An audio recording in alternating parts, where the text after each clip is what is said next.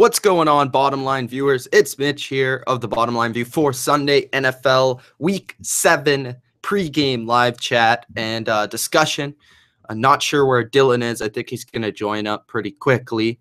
But anyways, make sure you're in that live chat, giving us some questions, some feedback, and any questions regarding fantasy football, your betting this weekend, your teams, whatever it may be. Make sure you're in that live chat, letting us know what's going on. Of course, tonight, repping my jersey, Patriots play the Falcons in the Super Bowl rematch, so I'm excited for that game. Let us know what games you're excited for, and any predictions you want me to go over, because we obviously have our prediction show, but if you weren't able to catch it or you forgot our picks and want to know who we're picking, let us know. So anyways, let's just get into this, and let's start off with first things first. A lot of people, you guys should know that Leonard Fournette is not playing.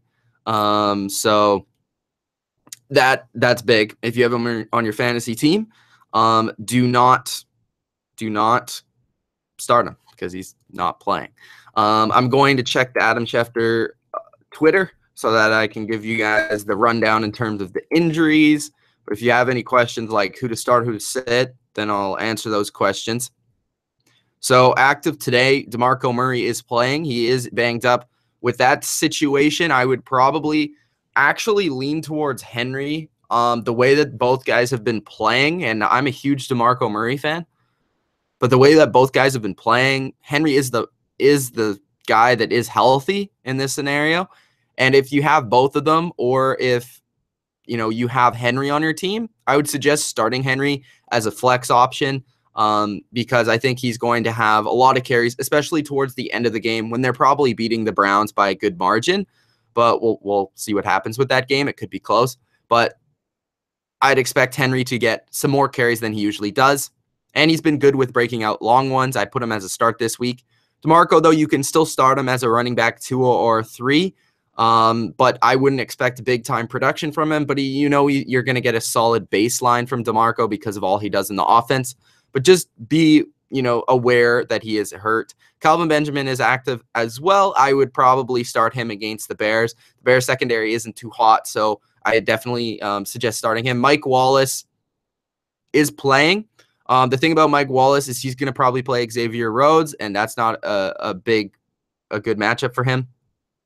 But they don't have Jeremy Maclin this week, so it kind of goes hand in hand, but I would still probably not start Mike Wallace. He hasn't been very consistent, and that Baltimore offense is just brutal. So inactive today. I know that Andre Ellington is inactive, so if for some reason you were wanting to start him, don't. Devontae Parker is inactive, so make sure he's on your bench. And Benny Cunningham is also inactive. Also, Willie Snead is not playing, so if you were planning on playing him, he's not playing. Jeremy Maclin is out as well. Chris Ivory, he is playing, and he's starting because, again, Leonard Fournette's out, so he's a startable option. I would say running back 2 for you. I think that he'll have some success against the Colts, and he's played pretty well when he's had his opportunity. Delaney Walker will play, so make sure he's in your lineup. Melvin Gordon will play. Keenan Allen will play. Not quite sure who else. Just for Monday night, make sure that you know that Josh Norman's not playing. So if you have Alshon Jeffrey, then start him. Again, if you missed this for some reason, Marshawn Lynch is suspended. So just going forward, know that. And that's pretty much the injury report to this extent so far that I've got from Mr. Adam Schefter. So that's everything that's going on right there. Let's get to the chat real quick. Ivan says 12:31. Yeah, we started a little bit late, but it is what it is. King Voodoo says, who dat say they go and beat them Saints? Not the Packers. They're not. Packers are not going to beat the Saints. I like the Saints. They're riding high. I really like what they've done offensively and the way that they've switched their offense a little bit. They are running the ball more effectively with Ingram and Kamara. I really like Kamara as a player. Needs out, but he hasn't really been ultra effective. I do think that he does give you another dimension to your offense, though. As we saw last week, he opened up Ted Ginn there. But Drew Brees has been playing well, Saints offense playing well, and their defense is causing turnovers, which When the Saints were at their best back in like 2009, that's what they were doing. They were causing turnovers. They weren't necessarily the best defense in the league, but they were causing turnovers, which helps. Kev says, hey, I'm scared the Giants might upset us. The only reason I would be scared of that is because the Seahawks are on the road, and I typically don't know how the Seahawks are going to perform there. But again, they did beat the Rams on the road, so that was a big win. I'm not really afraid of the Giants. I just think that was kind of a bad performance from the Broncos. I do think the Giants did do a lot of things well. Like, I did think they totally switched up the way their offense played. They used a lot more two tight ends. They ran the ball more. They got out of their personnel that they typically go to, which is 3 receivers, 1 tight end, a running back. And they kind of went towards more 2 tight end sets and running the ball. But I wouldn't be too worried about the Giants. I think the Seahawks will be able to handle them. I think now that we've seen the tape with the Giants for 1 week without Odell, without Marshall, that now I think teams will be able to adjust to them. I think that was just something where it was kind of an unknown, and that's why the Broncos were caught off guard. Let's get in the next one.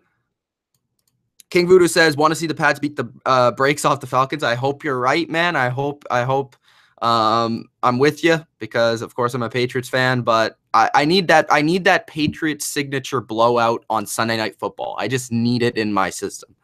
Bodo says, I have him in 4 teams. I'm not sure which guy you're talking about. Kev says, I have weird feelings. Voodoo says, Louisiana talent Fournette going to tear the league up. He has been tearing the league up. He's been playing really well, man. The guy reminds me of like Bo Jackson right now. He's like next level. He still has the 2 fastest running times.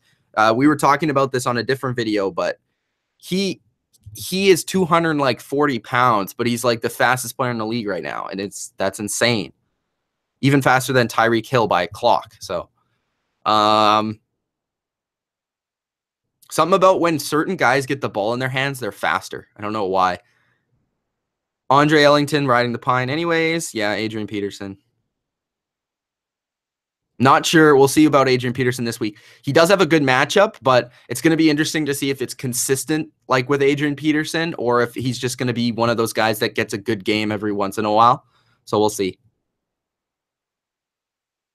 Kev says, Giants D will stop us all day, and Odell's replacement is going to torch Richard Sherman. I'm scared, but I'm ready. I don't think he'll torch Richard Sherman. I think it's going to be a defensive game, though. I think you're right. I just think when it comes down to it, I think that offense of yours is going to make a couple more plays. I trust Russell Wilson to really, make a couple more plays than Eli, even though I don't think Russell's had the best season this year. I just like Eli is just bad right now. And I don't know, like even in that win last week, he only threw like 160 yards. So I'm with the Seahawks. I could understand why you're a little scared. There's always that Giants question mark, but for me, I just can't see it happening, to be honest. They just don't have enough talent on offense. They're just not good enough.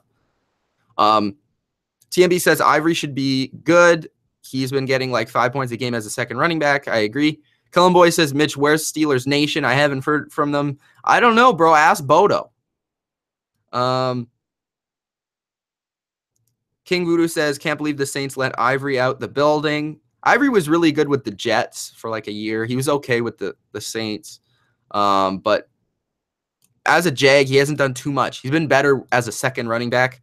But, man, that's a tough running back force to stop. If they had a quarterback, the Jags would be legit because Ivory and Fournette together, they're tough. They're tough, man, because they're both huge. They're explosive. They can break tackles. It just wears a defense out. That's exactly what they want to do. Should I start Carson Palmer or Marcus Mariota? I would start Mariota. I had him as a start this week on my start-'em sit-'em. He is playing the Browns. Murray is banged up, so that means you probably have to pass a little bit more. And I really like what I saw from Mariota in terms of in-the-pocket passing against the Colts. So I'd go with him. Palmer's always a huge question mark, although I think he has a decent matchup against the Rams.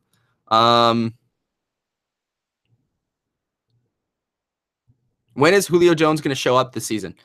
He hasn't scored a touchdown yet. He might score a touchdown today. The Patriots defense is awful in terms of defending the pass.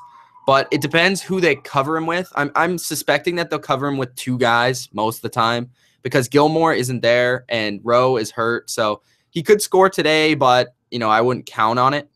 But, yeah, it's a good matchup, so he might. We need those old jerseys back for the Pats. I agree. I really like the red jerseys. I have two of them. I have a Brady. I have an Edelman. So, Tom Brady says, "Go Pats, 2018 champs. Go me." Yeah, go Tom. Score a lot of points today.